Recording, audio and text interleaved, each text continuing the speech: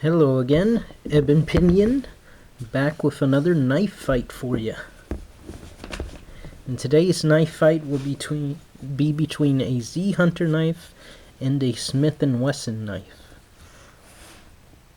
So it's the ZB-111 versus, and this one I tend to forget, it's SWBLOP3S. A mouthful.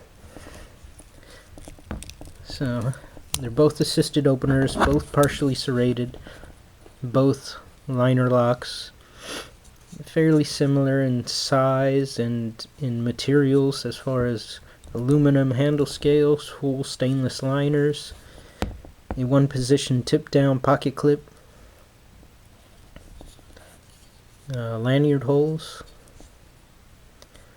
So, as far as which one would I go with, I guess if, I was told that I had to get rid of one and keep the other, well, actually, better yet, which one would probably, pardon me, the camera wanted to fall over again.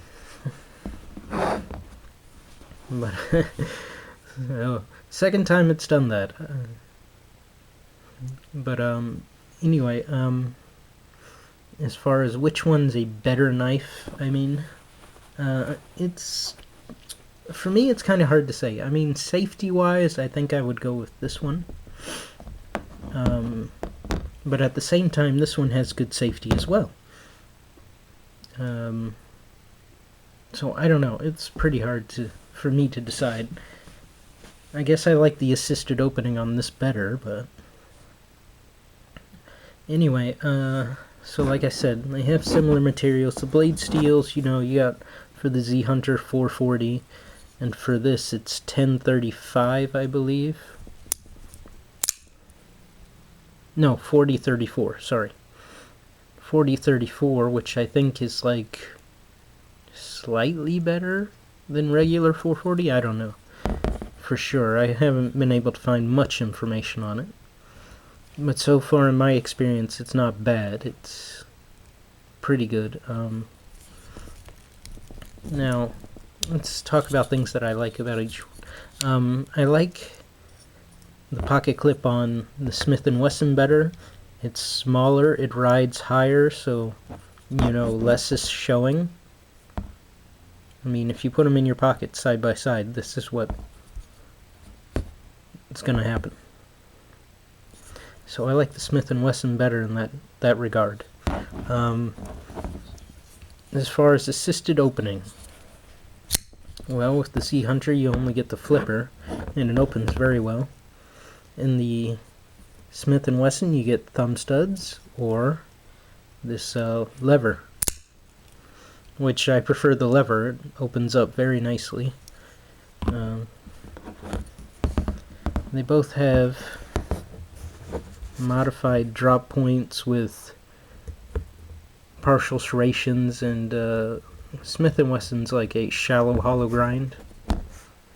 The serrations on the Smith & Wesson I do like better. The blade shape to me seems more suitable for piercing, yet still offers a good belly, and a pretty good thickness for the tip. Whereas you're going to get a slightly thinner tip on the Z Hunter. Now the liner locks, I prefer the liner lock on the Smith & Wesson. It's a little bit more stout, so it seems it gives me a little bit more confidence. But also, what's nice as far as safety when lockup, the safety that you can use to lock the blade closed can also be used to lock the blade open. So even if the liner lock's disengaged, you can't close the blade, so that's very nice. But ergos, I would go with the Z Hunter. And the fact that safety-wise, as far as holding, you're less likely to slip up on the blade since you got a nice thumb ramp here, and the finger flipper acts as a guard. Whereas on the Smith & Wesson, you don't really have much to keep you from sliding up. And the jimping isn't really effective, so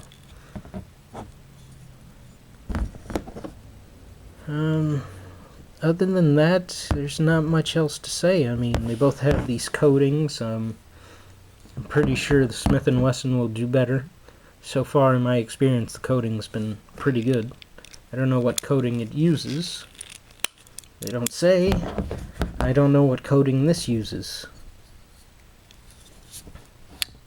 But I think for slicing, this is going to be a much better knife. For, serrations, this has much better serrations and a much more stout point. And probably better blade steel. So, I mean, all in all, you got the advantages of a lower ride,